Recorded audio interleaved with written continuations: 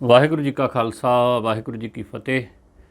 ਸ੍ਰੀ ਗੁਰੂ ਗ੍ਰੰਥ ਸਾਹਿਬ ਸੱਚੇ ਪਾਤਸ਼ਾਹ ਜੋ ਕਿ ਹਾਜ਼ਰਾ ਹਜ਼ੂਰ ਗੁਰੂ ਤੇ ਜੁਗੋ ਜੁਗ ਅਟਲ ਸਦੀਵੀ ਗੁਰੂ ਨੇ ਸਮੁੱਚੀ ਸਿੱਖ ਕੌਮ ਦੇ ਤੇ ਸਮੁੱਚੀ ਮਾਨਵਤਾ ਨੂੰ ਆਪਣੇ ਕਲਾਵੇ ਵਿੱਚ ਲੈਣ ਵਾਲਾ ਉਪਦੇਸ਼ ਦਿੰਦੇ ਨੇ। ਸ੍ਰੀ ਗੁਰੂ ਗ੍ਰੰਥ ਸਾਹਿਬ ਦੇ ਵਿੱਚ ਪਾਤਸ਼ਾਹ ਜੀ ਦੇ ਬਚਨ ਨੇ, ਹਮਰਾ ਝਗੜਾ ਰਹਾ ਨ ਕੋਊ ਪੰਡਤ ਮੁੱਲਾਂ ਛਾਡੇ ਦੋਊ। ਫਿਰ ਅੱਗੇ ਆਖਿਆ, ਪੰਡਤ ਮੁੱਲਾਂ ਜੋ ਲਿਖ ਦਿਆ ਛਾੜ ਚਲੇ ਹਮ ਕਛੂ ਨ ਲਿਆ। ਇਹ ਵੀ ਪਾਤਸ਼ਾਹ ਨੇ ਆਖਿਆ कि ना हम हिंदू ना मुसलमान अल्लाह राम के पिंड पुराण। गुरु का जड़ा खालसा है, गुरु का जड़ा सिख है, ना वो हिंदू है तो ना वो मुसलमान है। सिख कौम एक वक्री कौम है, न्यारी कौम है, विलखण कौम है। ये गल सारी सिख कौम तो कौम का बच्चा बच्चा जानता है। पर कुछ लोग ऐसे भी हैगे ने जिहड़े ना तो अंदरों सिख ने ते ना बाहरों सिख ने, पर अपने आप नूं सिख कौम के वड्डे लीडर ਅਤੇ ਆਪਣੇ ਆਪ ਨੂੰ ਸਿੱਖ ਕੌਮ ਦੀ ਅਗਵਾਈ ਕਰਨ ਵਾਲਾ ਦੱਸਦੇ ਨੇ। ਅੱਜ ਕੱਲ੍ਹ ਆਪਾਂ ਸਭ ਜਾਣਦੇ ਹਾਂ ਕਿ UCC ਦੇ ਵਿੱਚ ਭਖਵੀਂ ਬਹਿਸ ਚੱਲ ਰਹੀ ਹੈ। ਜਿਹੜੀਆਂ ਘੱਟ ਗਿਣਤੀ ਕੌਮਾਂ ਨੇ ਉਹ ਆਪਣੇ ਤੌਖਲੇ ਤੇ ਚਿੰਤਾਵਾਂ ਜ਼ਾਹਰ ਕਰ ਰਹੀਆਂ ਨੇ, ਪਰ ਇਹ ਸਾਰੇ ਕੁਛ ਦੇ ਵਿੱਚ ਹੀ ਮਨਜਿੰਦਰ ਸਿੰਘ ਸਿਰਸਾ ਕੱਲ੍ਹ ਇੱਕ TV ਚੈਨਲ ਦੇ ਉੱਤੇ ਬੈਠਾ ਹੋਇਆ ਸੀ ਤੇ TV ਚੈਨਲ ਦੇ ਉੱਤੇ ਬੈਠਾ ਹੋਇਆ ਤੁਸੀਂ ਆਪ ਹੀ ਉਹਦੀ ਜਿਹੜੀ ਡਿਬੇਟ ਹੈ, ਡਿਬੇਟ ਦੇ ਵਿੱਚ ਜਿਹੜਾ ਉਹਨੇ ਪੱਖ ਰੱਖਿਆ ਤੁਸੀਂ ਇੱਕ ਵਾਰੀ ਸੁਣੋ। जी बिल्कुल, आपने ठीक कहा। पहले मैं आपको बता देना चाहता हूँ, आनंद मैरिज एक्ट जो है वो केवल रजिस्ट्रेशन पर्पस के लिए है। जो लॉ है वो हिंदू मैरिज एक्ट का ही गवर्न होता है। हमारे में कोई डाइवोर्स को लेके या कुछ और अडॉप्शन को लेके कोई कानून नहीं है। ये आनंद मैरिज एक्ट जो है ये रजिस्ट्रेशन पर्पस के लिए है। जब हम शादी कराते हैं उसके बाद जो हमें गवर्नमेंट से सर्टिफिकेट मिलता था उसके अंदर अब मिलता है हमें आनंद मैरिज एक्ट का सर्टिफिकेट मिलता है, और उस सर्टिफिकेट के तहत हमारी शादी जो है वो रजिस्टर होती हैं। तो हमारा सर्टिफिकेशन तक ही एक्ट था। इससे आगे हमारे एक्ट में कोई हमारे अपना अलग से कोई हमारे रूल रेगुलेशंस नहीं थे, कोई अलग से हमारा डिवोर्स या हो शादी के प्रोसेस कोई नहीं था। जो गुरु ग्रंथ साहिब महाराज जी के सामने आनंद कार्य हो गए वही मान्य था। एक हम तो पहले UCC में हैं, जैसे कहते हैं ना यूनिफॉर्म सिविल कोड, हम तो पहले ही यूनिफॉर्म सिविल कोड में हैं। हम तो कहते हैं हम बाकी देश ने बाद में आना है यूनिफॉर्म सिविल कोड में। क्यों हैं हम? हमारे पास तो पहले ही अपना आनंद कार्य के अलावा हमारा कोई ऐसा कानून नहीं है जो हमारा अपना हो। हमारे पास तो पहले ही लिए हुए मांगे हुए कानून हैं। इसलिए हमें तो अच्छी है, हम तो खुशी इस बात की कि हम हमारी तरह बाकी सारे भी यूनिफॉर्म सिविल कोड में आ जाएंगे। सबके लिए एक ही कोड होगा। जहां तक आनंद मैरिज एक्ट की रजिस्ट्रेशन है, रजिस्ट्रेशन के लिए उस सर्टिफिकेट में कोई अंतर नहीं होगा। हमारा रजिस्ट्रेशन सर्टिफिकेट हमें एज इट इज में। ਜਿਵੇਂ ਮਨਜਿੰਦਰ ਸਿੰਘ ਸਿਰਸਾ ਕਹਿ ਰਿਹਾ ਕਿ ਸਿੱਖਾਂ ਦਾ ਜਿਹੜਾ ਕੋਈ ਵੱਖਰਾ ਆਨੰਦ ਕਾਰਜ ਐਕਟ ਨਹੀਂ ਹੈ।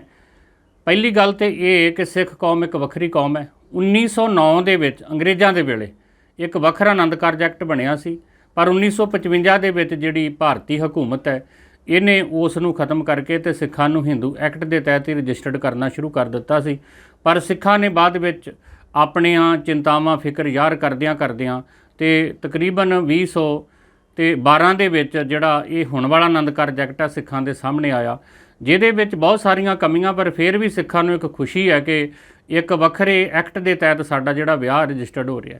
ਹੁਣ ਮਨਜਿੰਦਰ ਸਿੰਘ ਸਿਰਸਾ ਜਿਹੜਾ ਹੈ ਉਹ ਕਹਿ ਰਿਹਾ ਕਿ ਮੈਂ ਸਿੱਖਾਂ ਦਾ ਰਿਪਰੈਜ਼ੈਂਟ ਹਾਂ, ਮੈਂ ਰਿਪਰੈਜ਼ੈਂਟ ਬਣ ਕੇ ਸਿੱਖਾਂ ਦੀ ਉਹ ਗੱਲ ਰੱਖ ਰਿਹਾ। ਪਹਿਲੀ ਗੱਲ ਤਾਂ ਇਹ ਕਿ ਜਿਹੜਾ ਮਨਜਿੰਦਰ ਸਿੰਘ ਸਿਰਸਾ ਹੈ ਇਹ ਕੋਈ ਸਿੱਖਾਂ ਦਾ ਆਗੂ ਨਹੀਂ, ਸਿੱਖਾਂ ਦਾ ਕੋਈ ਪ੍ਰਤੀਨਿਧ ਨਹੀਂ।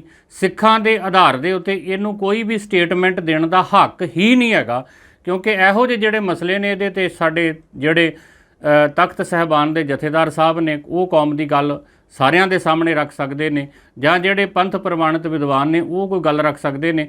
ਪਰ ਮਨਜਿੰਦਰ ਸਿਰਸੇ ਨੂੰ ਕੋਈ ਹੱਕ ਨਹੀਂ ਕਿ ਉਹ ਕੌਮ ਦਾ ਨੁਮਾਇੰਦਾ ਜਾਂ ਕੌਮ ਦਾ ਆਗੂ ਆ।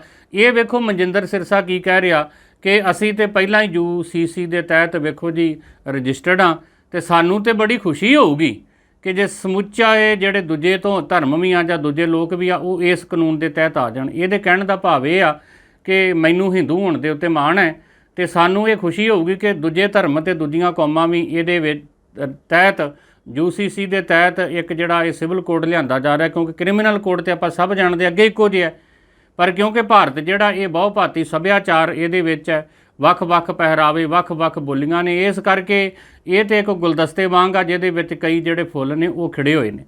ਪਰ ਜਿਹੜਾ ਮਨਜਿੰਦਰ ਸਿਰਸਾ ਵਾ ਇਹ ਵੇਖੋ ਇਹ ਕਹਿ ਰਿਹਾ ਕਿ ਸਾਨੂੰ ਤੇ ਬੜੀ ਖੁਸ਼ੀ ਹੋਊਗੀ ਕਿ ਅਸੀਂ ਦੂਜੇ ਵੀ ਜਿਹੜੇ ਆ ਜੇ UCC ਦੇ ਤਹਿਤ ਰਜਿਸਟਰਡ ਹੋ ਜਾਣ। ਮੈਂ ਇਹ ਮੰਨਦਾ ਵਾਂ, ਮੈਂ ਇਹ ਸਮਝਦਾ ਵਾਂ ਕਿ ਇਹ ਮਨਜਿੰਦਰ ਸਿੰਘ ਸਿਰਸਾ ਉਹੀ ਗਲਤੀ ਕਰ ਰਿਹਾ ਜਿਹੜੀ ਗਲਤੀ ਕਿਸੇ ਸਮੇਂ ਬਾਬਾ ਰਾਮ ਰਾਏ ਜੀ ਨੇ ਦਿੱਲੀ ਜਾ ਕੇ ਕੀਤੀ ਸੀ ਹਾਕਮਾਂ ਨੂੰ ਖੁਸ਼ ਕਰਨ ਲਈ, ਔਰ ਇਹ ਹਾਕਮਾਂ ਦੇ ਤਲਵੇ ਚੜ੍ਹਦਾ ਆ ਜਿਹੜਾ ਮਨਜਿੰਦਰ ਸਿਰਸਾ ਹੈ, ਉਹਦੇ ਤੋਂ ਵੀ ਵੱਡੀ ਗਲਤੀ ਕਰ ਰਿਹਾ, ਜਿੱਥੇ ਇਹ ਕਹਿ ਰਿਹਾ ਕਿ ਸਿੱਖ, ਇਹਦੇ ਕਹਿਣ ਦਾ ਭਾਵ ਇਹੀ ਆ ਕਿ ਸਿੱਖ ਕੋਈ ਵੱਖਰੀ ਜਾਂ ਨਿਆਰੀ ਕੌਮ ਹੈ ਹੀ ਨਹੀਂ। ਸਾਨੂੰ ਤੇ ਬੜੀ ਖੁਸ਼ੀ ਹੈ ਵੀ ਸਾਰੀ ਇਸ ਕਾਨੂੰਨ ਦੇ ਤਹਿਤ ਜਾਂ ਐਕਟ ਦੇ ਤਹਿਤ ਇੱਕੋ ਜਿਹੇ ਹੋ ਜਾਣ। ਪਹਿਲੀ ਗੱਲ ਕਿ ਮਨਜਿੰਦਰ ਸਿਰਸਾ ਨੂੰ ਹੱਕ ਨਹੀਂ, ਉਹ ਸਿੱਖਾਂ ਦਾ ਆਗੂ ਨਹੀਂ।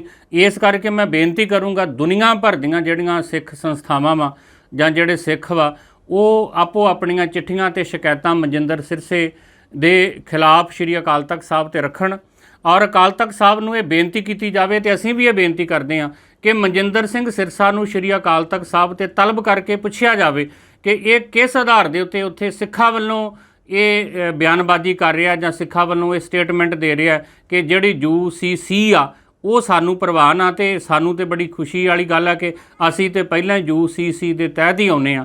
ਇਹ ਸਿਰਸਾ ਕਿਸ ਆਧਾਰ ਦੇ ਉੱਤੇ ਸਮੁੱਚੀ ਕੌਮ ਦੇ ਵੱਲੋਂ ਇਹ ਬਿਆਨਬਾਜ਼ੀ ਕਰ ਰਿਹਾ, ਇਹਨੂੰ ਸ਼੍ਰੀ ਅਕਾਲ ਤਖਤ ਸਾਹਿਬ ਤੇ ਤਲਬ ਕਰਕੇ ਇਹ ਪੁੱਛਿਆ ਜਾਵੇ, ਔਰ ਇਹਦੇ ਉੱਤੇ ਸਿੱਖਾਂ ਵੱਲੋਂ ਕੋਈ ਵੀ ਬਿਆਨ ਦੇਣ ਦੇ ਉੱਤੇ ਪੂਰਨ ਤੌਰ ਦੇ ਉੱਤੇ ਸ਼੍ਰੀ ਅਕਾਲ ਤਖਤ ਸਾਹਿਬ ਤੋਂ ਪਾਬੰਦੀ ਲਾਈ ਜਾਵੇ, ਕਿਉਂਕਿ ਗੱਲ ਕਹਿੰਦੇ ਸਹੇ ਦੀ ਨਹੀਂ, ਗੱਲ ਪਹੇ ਦੀ ਆ। ਮਨਜਿੰਦਰ ਸਿੰਘ ਜਿਹੜਾ ਸਿਰਸਾ, ਵੇਖੋ ਮੈਂ ਤੇ ਹੈਰਾਨ ਆ ਭਈ ਇਸ ਬੰਦੇ ਨੂੰ ਕਿਹਨਾਂ ਨੇ ਦਿੱਲੀ ਗੁਰਦੁਆਰਾ ਪ੍ਰਬੰਧਕ ਕਮੇਟੀ ਦਾ ਪ੍ਰਧਾਨ ਬਣਾਇਆ। ਇਸ 3 ਸਾਲ ਇਹ ਪ੍ਰਧਾਨ ਰਿਹਾ ਤੇ 6 ਸਾਲ ਇਹ ਜਨਰਲ ਸਕੱਤਰ ਰਿਹਾ। ਇਹੋ ਜਿਹਾ ਬੰਦਾ ਜਿਹੜਾ ਸਿੱਖਾਂ ਦੀ ਵੱਖਰੀ ਹੋਂਦ, ਵੱਖਰੀ ਪਛਾਣ ਨੂੰ ਮੰਨਦਾ ਹੀ ਨਹੀਂ, ਉਹ ਇੱਕ ਸਿੱਖਾਂ ਦੀ ਵੱਡੀ ਸੰਸਥਾ ਦਾ ਪ੍ਰਧਾਨ ਕਿੱਦਾਂ ਰਹਿ ਸਕਦਾ ਹੈ? ਹੱਦ ਹੈ, ਕਮਾਲ ਹੋਈ ਪਈ ਹੈ। ਦੂਜੀ ਗੱਲ ਇਹ ਕਿ ਕੱਲ੍ਹ ਸਵੇਰੇ ਹੀ ਅਜੇ ਦਿੱਲੀ ਸਿੱਖ ਗੁਰਦੁਆਰਾ ਪ੍ਰਬੰਧਕ ਕਮੇਟੀ ਨੇ ਇੱਕ ਦਾਅਵਾ ਕੀਤਾ ਕਿ ਅਸੀਂ ਬੜੇ ਵੱਡੇ ਵਿਦਵਾਨ ਦੁਨੀਆ ਭਰ ਦੇ ਵਿੱਚੋਂ ਇਕੱਠੇ ਕਰਕੇ UCC ਦੇ ਉੱਤੇ ਚਰਚਾ ਕਰਨ ਦੇ ਵਾਸਤੇ ਦਿੱਲੀ ਸੱਦੇ ਆ। ਉਹਦੀਆਂ ਜਿਹੜੀਆਂ ਫੋਟੋਆਂ ਇਹਨਾਂ ਨੇ ਰਿਲੀਜ਼ ਕੀਤੀਆਂ, ਉਹਦੇ ਵਿੱਚ ਜਿੱਥੇ ਹਰਮੀਤ ਸਿੰਘ ਕਾਲਕਾ ਬੈਠੇ ਆ, ਜਗਦੀਪ ਸਿੰਘ ਕਾਲੋਂ ਬੈਠੇ ਆ, ਉਹਦੇ ਵਿੱਚ ਉਹ ਤਰਲੋਚਨ ਸਿੰਘ ਜਿਹੜਾ ਪਹਿਲਾਂ ਘੱਟ ਗਿਣਤੀ ਕਮਿਸ਼ਨ ਦਾ ਚੇਅਰਮੈਨ ਰਿਹਾ ਉਹ ਬੈਠਾ ਹੈ, ਬਾਬਾ ਬਲਜੀਤ ਸਿੰਘ ਦਾਦੂਵਾਲ ਹੋਣੀ ਬੈਠੇ ਆ, ਔਰ ਨਾਲ ਮਨਜਿੰਦਰ ਸਿੰਘ ਸਿਰਸਾ ਵੀ ਬੈਠਾ ਹੈ। ਇਸ ਕਰਕੇ ਜਿਹੜੇ ਹਰਮੀਤ ਸਿੰਘ ਕਾਲਕਾ ਵਾ ਉਹ ਸਪਸ਼ਟ ਕਰਨ, ਬਾਬਾ ਬਲਜੀਤ ਸਿੰਘ ਦਾਦੂਵਾਲ ਹੋਣੀ ਸਪਸ਼ਟ ਕਰਨ ਕਿ ਜਦੋਂ ਇਹ ਦਿੱਲੀ ਸਿੱਖ ਗੁਰਦੁਆਰਾ ਪ੍ਰਬੰਧਕ ਕਮੇਟੀ ਦੀ ਮੇਨ ਸਟੇਜ ਤੇ ਤੁਹਾਡੇ ਨਾਲ ਬਹਿ ਕੇ ਪ੍ਰੈਸ ਦੇ ਵਿੱਚ ਬੈਠਾ ਜਾਂ ਜਦੋਂ ਸੰਮੇਲਨ ਹੋਇਆ, ਕੀ ਤੁਸੀਂ ਮਨਜਿੰਦਰ ਸਿੰਘ ਸਿਰਸਾ ਦੀ ਇਸ ਸਟੇਟਮੈਂਟ ਦੇ ਨਾਲ ਸਹਿਮਤ ਹੋ ਕਿ ਸਿੱਖ ਇੱਕ ਵੱਖਰੀ ਕੌਮ ਨਹੀਂ ਹੈ, ਸਿੱਖ ਇੱਕ ਨਿਆਰੀ ਕੌਮ ਨਹੀਂ ਹੈ? ਇਹ ਹਰਮੀਤ ਸਿੰਘ ਕਾਲਕੇ ਨੂੰ ਤੇ ਬਾਬਾ ਬਲਜੀਤ ਸਿੰਘ ਦਾਦੂਵਾਲ ਨੂੰ ਸਪਸ਼ਟ ਕਰਨਾ ਚਾਹੀਦਾ ਹੈ ਕਿ ਜੇ ਉਹ ਤੁਹਾਡੇ ਨਾਲ ਬੈਠਾ ਤੇ ਕੀ ਤੁਸੀਂ ਇਹਦੇ ਨਾਲ ਸਹਿਮਤ ਹੋ?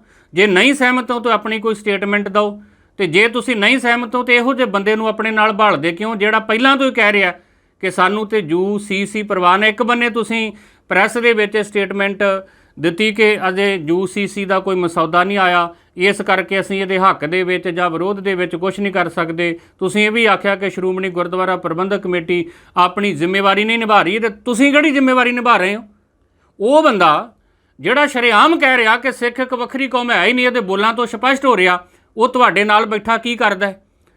ਤੁਸੀਂ ਕਹਿੰਦੇ ਹੋ ਸਾਨੂੰ ਮਸੌਦੇ ਦਾ ਪਤਾ ਨਹੀਂ, ਤੇ ਤੁਹਾਡੇ ਨਾਲ ਬੈਠਾ ਮਨਜਿੰਦਰ ਸਿਰਸਾ ਜਿਹੜਾ ਹੈ ਉਹ ਸ਼ਾਮ ਨੂੰ ਡਿਬੇਟ ਦੇ ਵਿੱਚ ਕਹਿ ਰਿਹਾ ਕਿ UCC ਦਾ ਤੇ ਮਸੌਦਾ ਬੜਾ ਵਧੀਆ ਹੈ। ਉਹਨੂੰ ਤੇ ਪਤਾ ਹੈ ਨਾ, ਉਹਨੇ ਤੁਹਾਨੂੰ ਦੱਸਿਆ ਹੋਊਗਾ। ਇਸ ਕਰਕੇ ਇਹ ਜਿਹੜਾ ਦੋਗਲਾਪਨ ਹੈ ਇਹ ਕੌਮ ਦੇ ਸਾਹਮਣੇ ਨਹੀਂ ਚੱਲਣਾ ਹੈ। ਕੌਮ ਜਿਹੜੀ ਆ ਉਹ ਸਿਰਫ ਭਾਰਤ ਦੇ ਵਿੱਚ ਨਹੀਂ ਵਸਦੀ ਹੈ, ਪਾਕਿਸਤਾਨ ਦੇ ਵਿੱਚ ਵੱਖਰਾ ਆਨੰਦ ਕਾਰਜ ਐਕਟ ਹੈ, ਪੂਰੀ ਦੁਨੀਆ ਦੇ ਵਿੱਚ ਵੱਖ-ਵੱਖ ਮੁਲਕਾਂ ਦੇ ਵਿੱਚ ਸਿੱਖਾਂ ਨੂੰ ਇੱਕ ਵੱਖਰੀ ਕੌਮ ਵਜੋਂ ਮਾਨਤਾ ਮਿਲ ਰਹੀ ਹੈ, ਨਿਆਰੀ ਕੌਮ ਵਜੋਂ ਮਾਨਤਾ ਮਿਲ ਰਹੀ ਹੈ।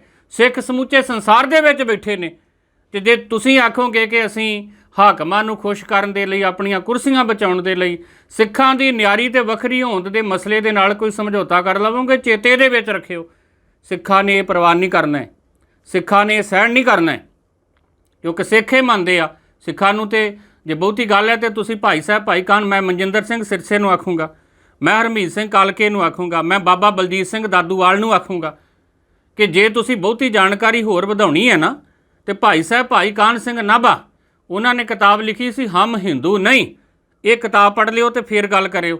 ਐਵੇਂ ਨਾ ਸਿੱਖਾਂ ਦੇ ਇਹ ਮਨਜਿੰਦਰ ਸਿੰਘ ਸਿਰਸਾ ਵਰਗੇ ਜਿਹੜੇ ਆ ਉਹ ਬੁਲਾਰੇ ਬਣ ਕੇ, ਆਗੂ ਬਣ ਕੇ ਆਪਣੀਆਂ ਸਟੇਟਮੈਂਟਾਂ ਜ਼ਾਹਰ ਕਰ ਰਹੇ ਆ। ਇਸ ਕਰਕੇ ਮੈਂ ਸਮੁੱਚੀ ਦੁਨੀਆ ਦੇ ਸਿੱਖਾਂ ਨੂੰ ਇਹ ਬੇਨਤੀ ਕਰਦਾ ਕਿ ਮਨਜਿੰਦਰ ਸਿੰਘ ਸਿਰਸਾ ਦੇ ਖਿਲਾਫ ਵੱਧ ਤੋਂ ਵੱਧ ਸ਼੍ਰੀ ਅਕਾਲ ਤਖਤ ਸਾਹਿਬ ਤੇ ਸ਼ਿਕਾਇਤਾਂ ਭੇਜੀਆਂ ਜਾਣ।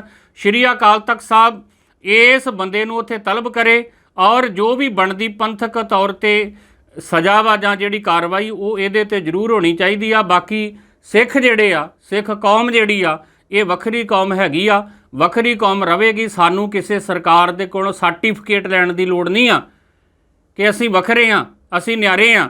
ਸਾਡੇ ਗੁਰੂ ਨੇ ਆਖਿਆ, ਜਬ ਲਗ ਖਾਲਸਾ ਰਹਿ ਨਿਆਰਾ, ਤਬ ਲਗ ਤੇਜ ਦਿਉ ਮੈਂ ਸਾਰਾ, ਜਬ ਇਹ ਗਹਿ ਵਿਪਰਨ ਕੀ ਰੀਤ, ਮੈਂ ਨਾ ਕਰੂੰ ਇਨ ਕੀ ਪ੍ਰਤੀਤ। ਸਾਨੂੰ ਸਾਡੇ ਗੁਰੂ ਨੇ ਕਿਹਾ, ਹਮਰਾ ਝਗੜਾ ਰਹਾ ਨਾ ਕੋਊ, ਪੰਡਤ ਮੁੱਲਾ ਛਾੜੇ ਦਊ, ਪੰਡਤ ਮੁੱਲਾ ਜੋ ਲਿਖ ਦਿਆ, ਛਾੜ ਚਲੇ ਹਮ ਕਛੂ ਨਾ ਲਿਆ।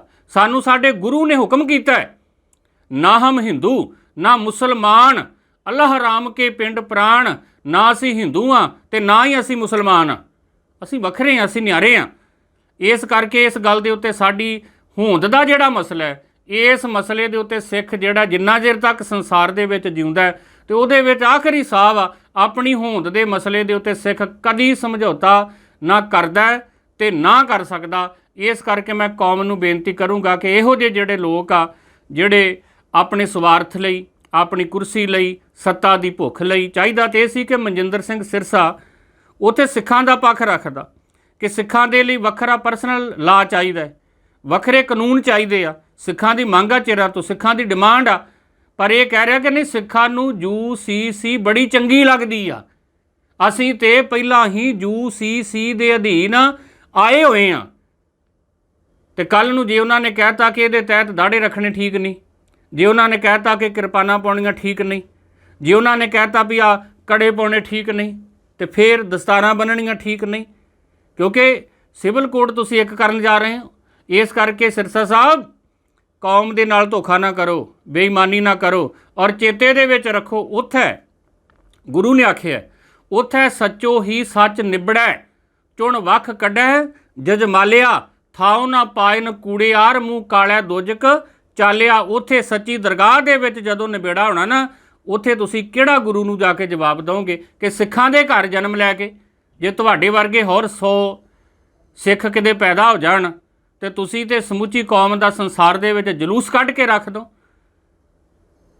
ਤੁਸੀਂ ਤੇ ਕਿਹੋ ਜੀ ਸੋਚ, ਕਿਹੋ ਜੀ ਵਿਚਾਰਧਾਰਾ ਲੋਕਾਂ ਦੇ ਸਾਹਮਣੇ ਰੱਖ ਰਹੇ ਹੋ। ਇਸ ਕਰਕੇ ਬੇਨਤੀ ਆ ਸਮੁੱਚੀ ਕੌਮ ਨੂੰ, ਇਹੋ ਜਿਹੇ ਜਿਹੜੇ ਦੋ ਮੂੰਹੇ ਸੱਪ ਆ ਤੇ ਦੋਗਲੇ ਲੋਕ ਆ, ਇਹਨਾਂ ਦਾ ਬਾਈਕਾਟ ਕੀਤਾ ਜਾਵੇ। ਵਾਹਿਗੁਰੂ ਜੀ ਕਾ ਖਾਲਸਾ, ਵਾਹਿਗੁਰੂ ਜੀ ਕੀ ਫਤਿਹ।